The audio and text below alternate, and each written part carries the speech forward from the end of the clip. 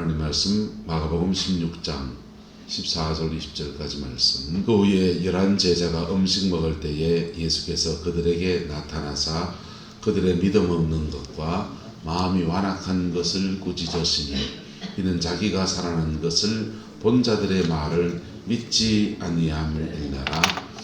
또 이르시되 너희는 온 천하에 다니며 만민에게 복음을 전파하라. 믿고 세례를 받은 사람은 구원을 얻을 것이요 믿지 않는 사람은 정죄를 받으리라. 믿는 자들에게는 이런 표적이 따르리니 곧 그들이 내 이름으로 귀신을 쫓아내며 새 방언을 말하며 뱀을 집어 올리며 무슨 독을 마실지라도 해를 받지 아니하며 병든 사람에게 손을 얹은 적 나으리라 하시더라. 주 예수께서 말씀을 마치신 후에 하늘로 올려지사 하나님 우편에 앉으시니라.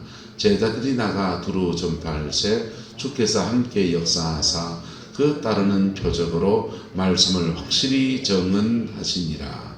아멘. 요한복음 16장의 말씀을 봅니다. 시작. 그러나 내가 너희에게 실상을 말하노니 내가 떠나가는 것이 너희에게 유익이라. 내가 떠나가지 아니하면 보혜사가 너희에게로 오시지 아니할 것이요 가면 내가 그를 너희에게로 보내리니 그가 와서 죄에 대하여 의에 대하여 심판에 대하여 세상을 책망하시리라.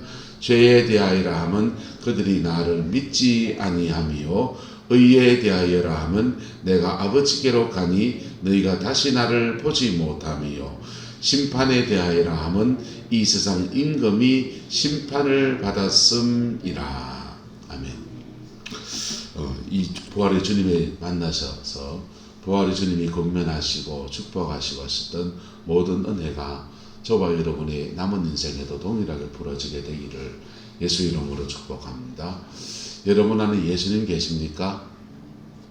믿습니까? 근데 왜 우리는 그 옛날 믿음의 사람들처럼 그렇게 못 살까요? 여러 가지 원인이 있어요. 여러 가지 원인이 있는데 사람들의 국민소득이 $10,000를 넘어서면 기도를 하지 않아요. 우리가 그 나라와 그 의를 주님이 구하라고 했지만은 실제로는 그 나라와 그 의를 위해서 열심히 기도하고 그래 하나님의 은혜 아래 이렇게 구하는 사람은 많지가 않고 대부분의 사람들은 먹는 것, 입는 것, 자는 것, 의식주의 문제들을 하나님 앞에 구합니다. 자기 인생에 속된 말로 똥줄 타는 문제가 있을 때 기도가 간절해지는 것이지요. 근데 이상해요. 그것 때문에 기도하는데 그래도 뭐합니까? 기도하잖아요. 돈 문제, 밥 문제, 집 자는 문제 때문에 기도하는데 그것 때문에라도 뭐합니까? 기도하잖아요. 기도는 참 묘한 성질을 가집니다. 기도가 끌고 가요. 그리고 하나님 앞에 기도하면서 경거망덕하면 된다 안 된다? 안 된다라고 우리는 생각합니다. 사실 맞고요. 무속의 영역에 기도하는 것은 그냥 대나무 잘 잡고 있는지 모르겠지만은 성령 안에서 기도하는 것은 우리가 그 기도의 응답을 받기까지 나를 비우고 나를 내려놓고 내 자신을 죽이고 내 죄를 끊어버리고 하는 십자가 앞에 내가 서는 그 여정과 함께 주어지거든. 그래서 하나님 앞에 기도하는 사람들은 그 기도의 여정을 가면서 이상하게 자신의 죄가 끊어지고 자신의 문제가 치료되고 자신의 마음에 으그러진 것들이 고쳐지는 축복도 더불어 누리는 겁니다. 그래서 그런지 하나님은 국민소득이 $10,000가 넘어지기 전까지는 사람들이 먹는 문제, 돈이 없으니 병원에 가면은 그 한 가족이 전체가 다 굶어야 되는, 아픈 사람 병원에 가면 이거 나을 줄 알지만은 그 나으려고 병원에 가면은 그 온 가족이 다 굶어야 됩니다. 민주당의 대표로 있는 이재명 씨가, 그분 좋아하기도 안 좋아할 수도 있겠지만 그분이 어렸을 때 그 아동 착취를 당해서 공장 노동자로 이렇게 일을 했잖아요. 일을 하다가 야구 글러브를 만드는 공장에서 이렇게 일을 하고 있는데 플렉스가 여기를 눌러버렸습니다. 팔이 굽었어요. 팔이 굽었는데 돈이 없으니까 걔 병원에 가면 온 가족이 굶어가 되니까 그냥 방치해버린. 그래서 양복 입으면 끄적하게 이 왼쪽 손이니까 오른손 손이니까 손을 잘 쓰지를 못해요. 그게 이재명 씨만의 문제가 아니라 대한민국 그 가난하던 시절에 너네 없이 모든 가정들의 문제였던 것이지요. 근데 국민소득이 $10,000가 넘었으면 조그마한 것도 병원에 갑니다. 그리고 의료보험이 우리나라 얼마나 잘 돼 있는지 여러분 미국보다 더 잘 돼 있어요. 미국보다 더 잘 돼 있어서 그 기도로 해결해야 될 것, 병원에 가면 해결될 것을 그 말로 기도하냔 말이에요. 아프면 병원에 가야 됩니까? 기도해야 됩니까?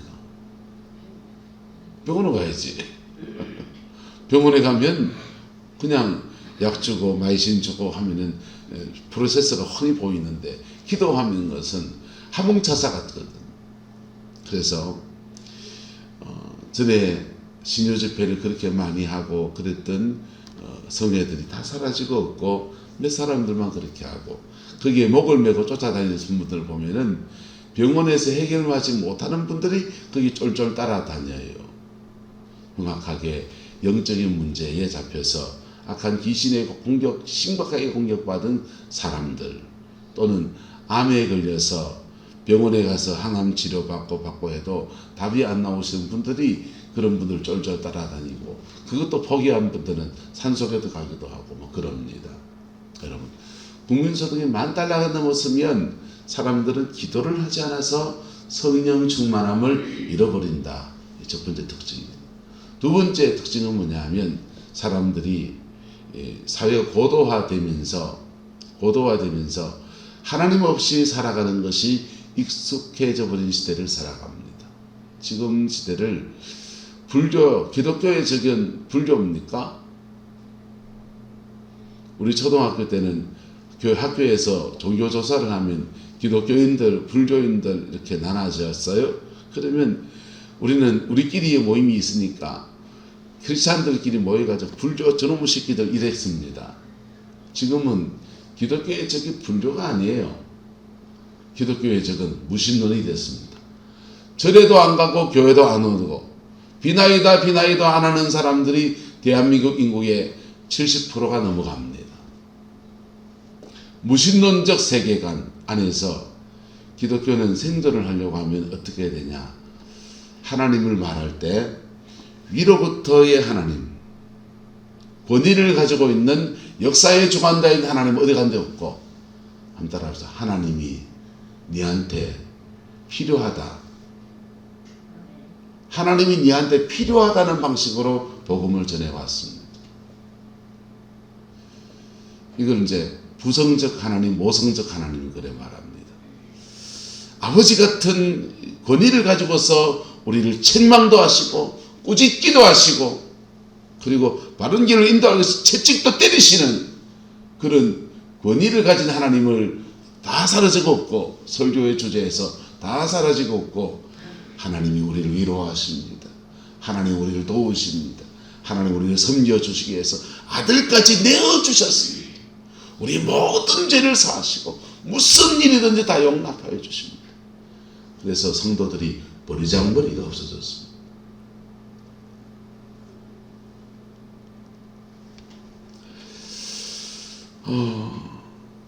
그래서 하나님이 내 삶에 필요하다. 천당을 가려면 예수님의 보혈이 뭐하다? 필요하다. 내가 괴롭힘을 당하고 있는 사단의 역사들 속에서 풀려지려면 하나님의 능력이 뭐하다? 필요하다. 내 마음의 괴로운 마음들을 풀어내려는 그런 하소연할 때가 뭐하다? 필요하다. 기독교의 복음 전파의 방식이 이렇게 바뀌어졌어요. 그래서 하나님 무서운 줄을 몰라요. 여러분 하나님 무서운 줄 압니까? 하나님 무서운 줄 아는겨? 하나님 무서우면 그래 못 살아요. 하나님 무서우면 호람대오하게 된다. 한 따라합시다. 하나님 앞에. 우리 하나님 앞에 서면 하나님 어디 와 있다고요? 우편에 오셔서 힘내어 주신다. 근데 하나님 앞에 안 서면서 하나님 내 힘내어 주기를 바라니까 이게 아일러리가 생기는 거예요. 초신자 때는 그런 게 그래도 어리니까 하나님이 그래 똥사도 기저귀 갈아주고 그러는데 여러분 3살 4살 때까지 똥사도 오줌 싸도 이불에 지도 이렇게 어릴 때 기억납니까? 오줌을 싸가지고 키를 들고서는 옛날에 어렸을 때 오줌을 쌌는데 어머니가 바가지를 하나 주더라고. 키는 안 썼습니다. 그 바가지를 하나 들고서 작은 집에 바가지를 들고 갔습니다. 그랬더니 작은 아버지가 허허 그럼 참 이러면서 소금 한 바가지 주시더라고. 어린 마음에 뭔지도 몰랐어요. 그냥 그걸 받아가지고는 엄마 작은 아버지가 소금 주셨어. 뭘 주셨어. 소금인지도 모르니까 그걸 받아가지고 난 심부름 시킨 줄 알았습니다. 그 빨갛게 가지고 고추 딸랑딸랑 내놓고서는 그걸 들고 이래 갔더니 허허 그럼 참 이러더니 소금을 한 바가지 주시더라고요. 소금 받아서 나는 심부름 한 줄 알았습니다.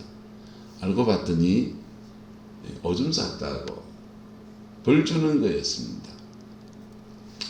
그리고도 오줌 싸는 버릇이 뭐 자다가 싸는 건데 그걸 뭐 제어할 수가 있나요?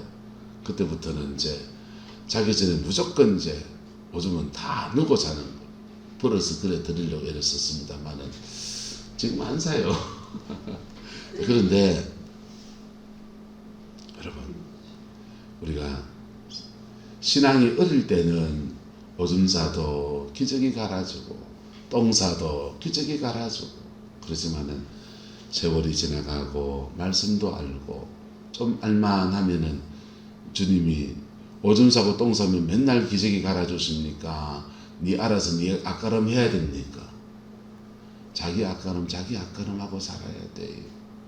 하나님이 그냥 마음씨 좋은 할아버지가 아니세요. 하나님은 죄를 지으면 책망도 하시고 꾸짖기도 하시고 말씀으로 책망하시다가 징계하신다. 징계해서 다루심 안에 들어가는 거예요. 다루심 안에 받을 때 여러분 하나님을 벌벌 이 다루심 앞에서 무서워 벌벌 죄 안 짓기라도 내가 이 다루심 채찍을 안 맞기 위해서라도 죄를 안 지어야지 이 마음이 먼저예요. 근데 그 마음 가지고 기도하다 보면 이상합니다. 그 마음 가지고 기도하고 회개하고 막 그러다 보면 그런 나를 받아주시는 하나님 아버지의 큰 사랑을 만나는 거예요. 마치 집을 나간 탕자가 나갔다가 들어올 때 그 들어오는 탕자의 마음은 나는 아버지 집에 뭐가 되겠다 합니까? 종 되겠다고 오는 거예요. 밖에 나가보니 개고생이고 돼지 먹는 지업 열매도 주는 자가 없어서 줄여서 쫄쫄 굶는 돼지는 지업 열매도 잘 처먹고 있는데 나는 저것도 먹으려고 하니 주는 자가 없으니 그래서 낙심하고 지쳐서 아버지 집에 종 돼가지고 뭐 밥이라도 먹고 살려고 그래 쫓아오는데 그 돌아오는 아들을 하나님은 율법으로 대해서 너 종이니까 이제부터 종으로 계약하고서 얼마 일하면 세경 얼마 주고 임금 얼마 주고 그렇게 종으로 계약한 게 아니라 그에게 가락지를 끼워주시고 그에게 신발을 신겨주시고 그에게 새 옷을 입혀주시고 그게 다 뭐냐면 아들을 맞아주는 거예요. 가락지는 인장반지입니다. 아들로 맞아주셔서 이게 신용카드와 같아요. 가문의 인장반지 그거 찍으면 결제가 되는 겁니다. 네가 찍으면 내가 결제할게. 아들로 받아주시는 하나님의 사랑을 만나게 됩니다. 그때 우리는 하나님 무서워서 다가왔다가 하나님에 대한 깊은 친밀감, 하나님의 그 사랑 앞에 녹아지는 은혜를 경험하게 됩니다. 할렐루야. 저와 여러분 안에 이 하나님에 대한 두려움과 하나님에 대한 친밀감이 그렇게 조화 있게 이루어지게 되기를 예수님의 이름으로 축복합니다. 그리고 하나님의 자녀로서 우리 인생을 살아가는 것입니다. 부활의 주님을 만났을 때 주님은 제자들에게 몇 가지를 책망하십니다. 그들의 믿음 없는 것과 마음이 완악한 것을 뭐 하셨다? 꾸짖으셨다. 책망하셨어요.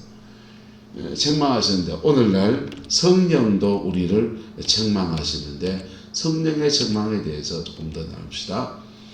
요한복음에 내가 너희에게 실상을 말하노니 내가 떠나가는 것이 너희에게 무엇이다? 유익하다.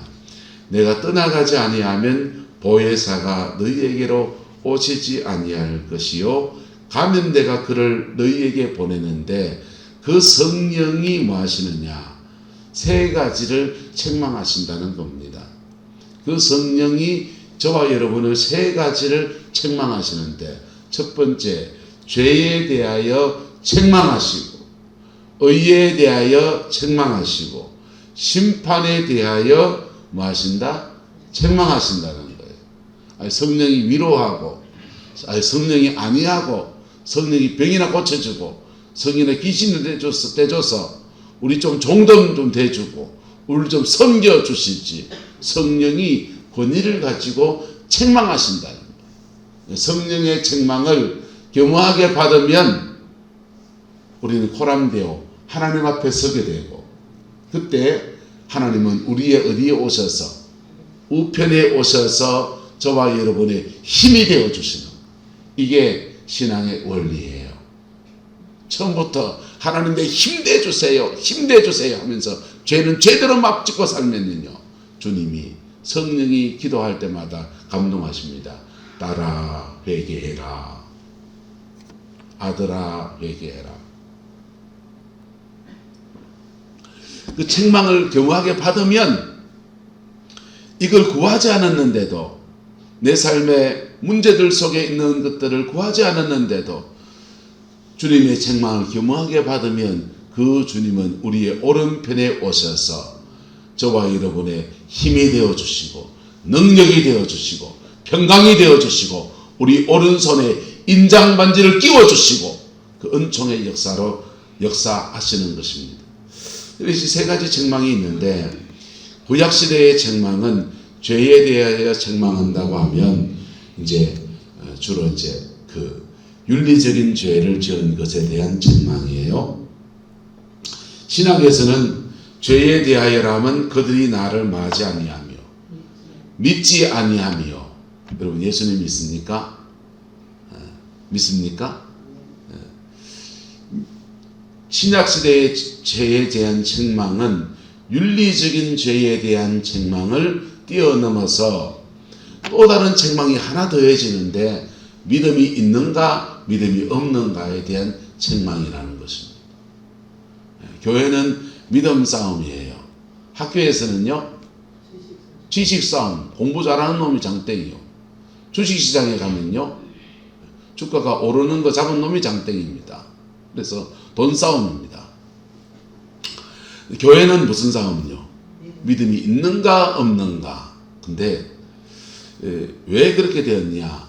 예수님께서 우리의 모든 죄를 사하시는 은혜를 베풀어 주셨기 때문에 그분을 믿으면 우리의 모든 죄가 사해지고 그분과 인격적 관계 안에 있으면 우리는 의로 살아갈 수 있는 은혜를 얻기 때문에 그래서 죄에 대한 책망이 성령의 책망이 이제 너 믿는가 안 믿는가로 나눠지는 거예요. 그래서 성령의 책망을 겸허하게 받으면 우리는 어디에 들어가고 믿음의 사람이 되는 은혜가 부어집니다. 할렐루야. 믿음의 사람이 되는 거예요. 그 다음은요 의에 대하여라면 내가 뭐하니 아버지께로 가니 너희가 다시 나를 보지 못하며 그분은 지금 어디 계십니까? 하나님 보좌 우편에 계셔요.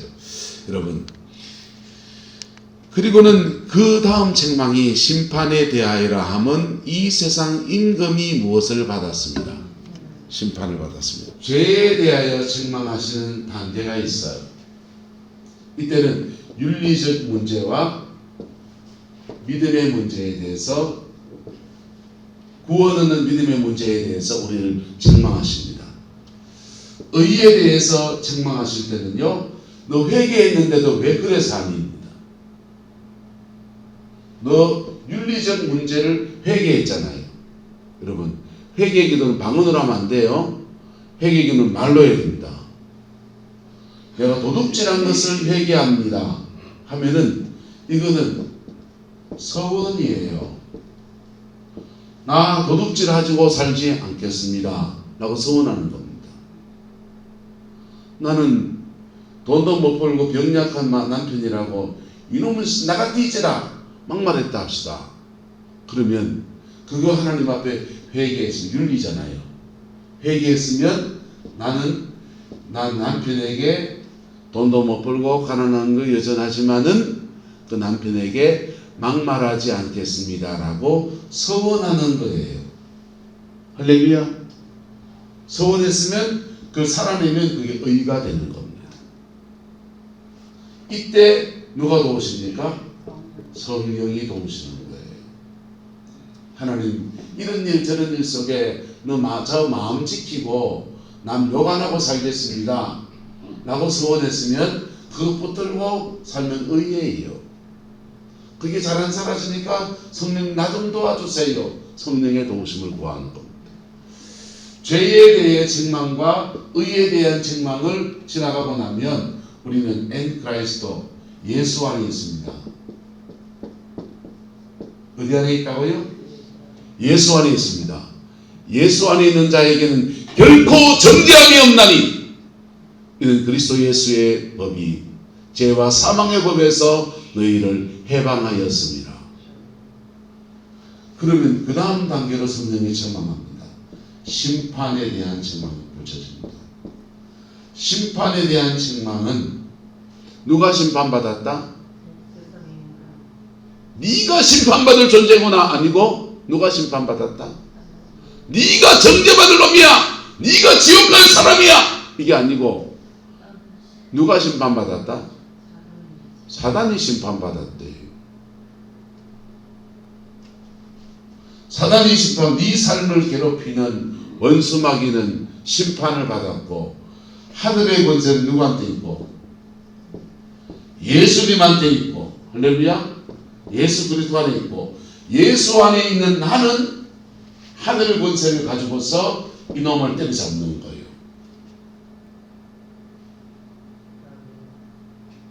네.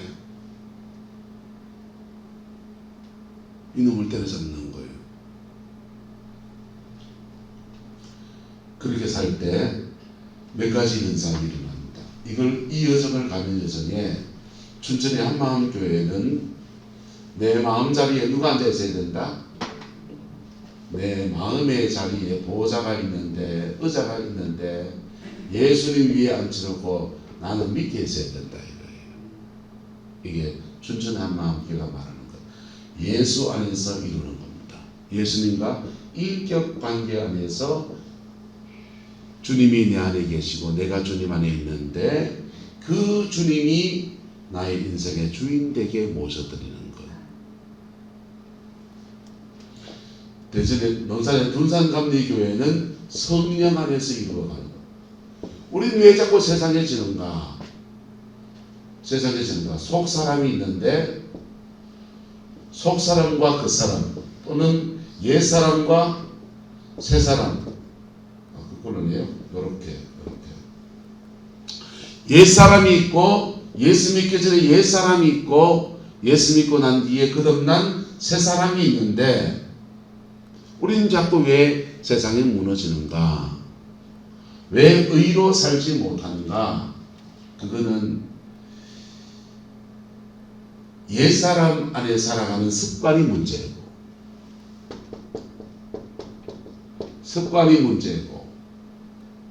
새 사람으로 살아갈 만한 성령의 능력이 모자라서 그렇다. 그래서 그렇게 바꾸려면 따라서 체질을 바꿔야 됩니다. 체질을 바꿔야 되니까 40일 동안 예배당에 와가지고 30분 찬양하고 한 4, 50분 말씀을 듣고 나머지 시간은 기도를 하는 겁니다. 말씀, 찬양, 기도 세 가지 하면서 40일 동안 꼬박 하는 거예요. 그러면 기도 생활하고 말씀을 읽는 것이 습관이 된다 안 된다? 습관이 되는 거예요. 습관이 되고 그리고는 40일이 끝나고 그렇게 내가 할 수 있는 기도를 쭉 하다가 성령의 능력받는 시간을 가지는데 그때 방언의 은사를 받는데 랄랄랄랄랄랄라 이래 방언 부어주면은 방언 터졌다가 집에 가면 집에 방언 하나 가면 말이 막히가 안 나오던 방언이 40일 동안 영적 체질을 바꿔놓고 방언을 받으니까 샤라지아마카이나짜 방언 자체가 강력한 하늘의 능력으로 막 임하는 그런 분들은 성령 안에서 살아갈 수 있는 의로 살아낼 수 있는 힘을 가지고 있는 그분들이 그렇게 그 다음부터는 자동 성령 안에 사는 것이 습관이 되니까 맨날 교회 와서 기도하고 자신의 삶의 자리를 정복하고 회복하고 그래 살아내더라는 겁니다. 세 번째 김미진 간사는 믿음으로 사는 삶을 말했습니다. 믿음으로 사는 삶. 그렇게 이런 사람들은 결국은 뭐 잡고 삽니까? 믿음으로 삽니다. 예수님과 인격관계 안에서 믿음으로 살아요. 믿음으로 살아가니까 극한 상황에서도 사람들과 인격적 관계를 지켜나가고 손해볼 때 손해볼 줄 알고 그럴 때 사람들은 그 사람 보고 저 사람이 사랑으로 사는 사람이다 그렇게 말하는 거예요. 이게 다 하나예요. 할렐루야. 한번 따라합시다. 믿음으로 말미암아 그리스도가 너희 안에 계시게 하옵시고 성령으로 말미암아 너희 속사람을 하나님의 능력으로 강건하게 하옵시고 이 두 가지.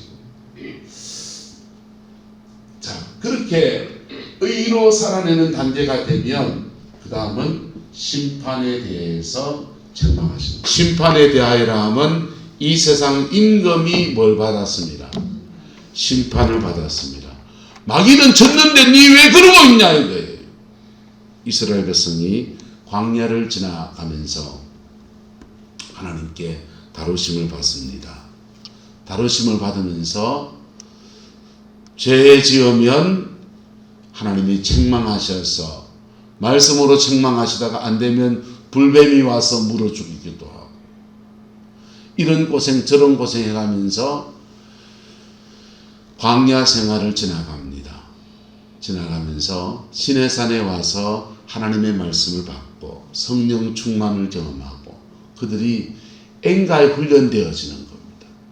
엥가에 훈련되어졌을 때 하나님께서 그들을 가데스 바네아로 쭉 인도하십니다.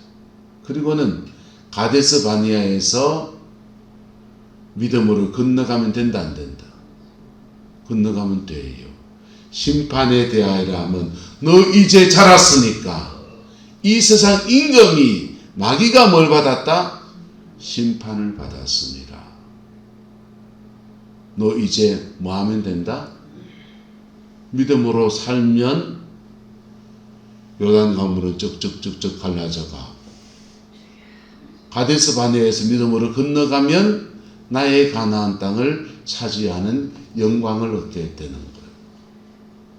근데 우리가 몸에 배인 습성이라는 게 참 무섭습니다. 몸에 배인 습성이라는 게 참 무서워요. 하나님 앞에 책망받고 야단받고 꼬지람받고 떠드는 징계를 받고 이런 게 익숙해져 버리면요 하늘의 권세가 내한테 있는 것도 잊어버려요. 하늘의 권세를 사용하면 풀어지는 얘기는 남의 얘기예요. 여러분 저와 여러분 안에 하늘의 권세가 있습니다. 왜요? 저와 여러분 뭐니까? 하나님의 자녀예요. 하나님의 자녀예요. 자녀의 권세를 가지고서 그냥 믿음으로 치고 나쁘면 해결될 문제들을 가데스 바네아에서 머뭇머뭇하다가 그들은 가나안 땅에 들어가는 고비를 놓쳐버린 거예요. 여러분, 신앙의 삶에는 고비가 있어요. 그 고비들이 어떤 것들은 주님이 죄에 대하여 책망하시는 단계의 고비들은 뭐 해야 됩니까? 회개해야 됩니다. 신앙생활의 어떤 고비에서는 너 받은 은혜가 있는데 왜 그렇게 살아? 하면은 정신 차리고 이제 의로 살기로 결단해야 돼요. 근데 신앙생활의 어떤 고비는 믿음으로 살아야 돼요. 신앙생활의 어떤 고비는 믿음으로 살아야 돼요. 예수 전도단에 남태평양 선교를 할 때 추장의 아들이 복음을 받았습니다. 추장이 부탁합니다. 우리 아들 미국 가서 유학 가서 공부하고 우리나라 좀 좋은 나라 만들게 그래 좀 도와주고 길 좀 터주면 좋겠습니다. 시골 촌떡이 섬나라의 추장 아들이 미국 졸지 유학 가는 겁니다. 유학 가서 미국의 기독교 문화에 좋은 것도 있지만은 그게 얼마나 태폐적이고 그게 얼마나 이상한 문화도 많습니까? 세상 문화에 쩔어버린 겁니다. 죄에 빠졌어요. 죄에 빠졌는데 막 부부를 바꿔서 성행위를 하는 그런 모임에도 참석하고 막 그렇게 신앙을 완전히 떠나버린 사람이 되었습니다.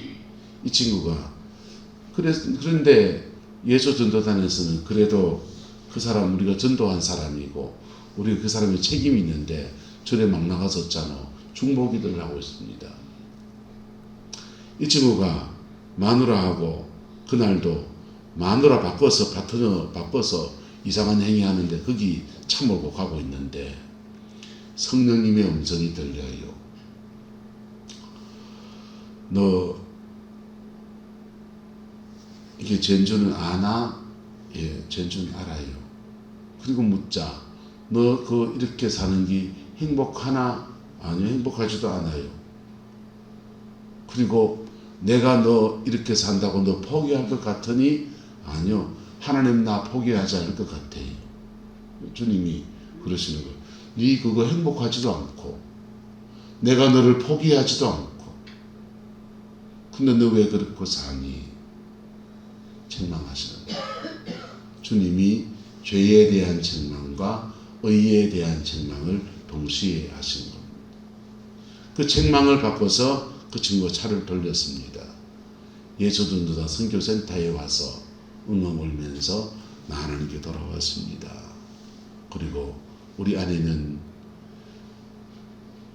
예수를 모르니까 복음을 전해주세요. 그렇게 복음을 다시 바꿔서 믿음의 사람이 되고 신앙이 장성해서 다시 남태평양 섬으로 들어갔대요. 여러분, 신앙의 단계 안에서 죄에 대한 책망을 받을 때 하나님의 은혜 앞에 겸허해지시기를 예수 이름으로 축복합니다.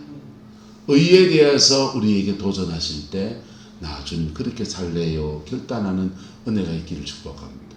그리고 심판에 대해서 우리가 심판의 대상이 아니고 누가 심판이다? 마귀가 심판이고 내 삶을 괴롭히는 사단의 심판을 받았고 권세는 누구한테 있다? 내 안에 있어요. 내 안에 있을 때 그때 우리는 뭐 해야 되느냐? 믿음으로 살기를 결단하는 겁니다. 그리고 내게 준 가나안을 정복해 들어가는 것. 하늘의 권세는 누구의 것이니까? 나의 것이니까. 여기서 주저해 버리면 마치 고비를 못 넘어가면 9수에 걸린 사람처럼 계속 같은 고비에서 반복적으로 미끄러집니다. 여러분 지난날 돌아보세요.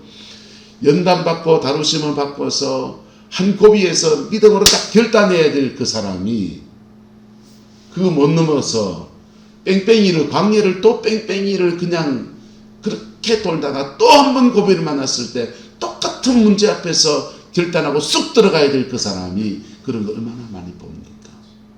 요단 강물은 물 다 갈라지고 난 뒤에 건너가는 게 아니에요. 내가 믿음으로 발을 디딜 때 강물은 쩍쩍쩍쩍 갈라져 가는 거예요. 이게 한 개인도 그렇고 교회도 그래요. 교회도 어떤 아홉수 같은 고비들을 지나가요. 그때 그 고비에서 믿음을 선택하느냐, 그때 그 고비에서 예전의 방식을 따라가느냐, 가나안이 열리느냐 닫히느냐가 결정되는 거예요. 인생도 그렇고 개인도 그렇고 여러분의 가정도 그렇고 가문도 그렇습니다. 내가 믿음의 발걸음을 띄어야 될 때는 이 말씀 붙들고 가는 거예요. 심판에 대하여라 함은, 같이 읽어 시작. 심판에 대하여라 함은 이 세상 임금이 심판을 받았습니다. 마귀가 심판받았고 우리가 승리자입니다. 기도하겠습니다. 좋으신 아버지 하나님, 부활의 주님이 오셔서 제자들을 책망하시고 그 책망 안에서 그들이 주님을 깊이 만나는 은혜를 입고 성령 안에서 승리자의 삶을 살아내었습니다. 주님, 우리도 이 은혜를 원합니다. 우리도 이 은혜를 원합니다. 우리도 교회도 아버지 하나님 이 은혜를 원합니다. 우리의 가나안 땅, 우리에게 준 축복의 터 차지하기까지 믿음의 그 여정을 바르게 걸어가게 하시고 그 안에서 성령의 인도하심 안에 승리하는 그리스도인의 삶이 풀어지게 역사하여 주옵소서. 주께서 함께해 주시기 원합니다. 예수님의 이름으로 축복하며 기도드리옵나이다.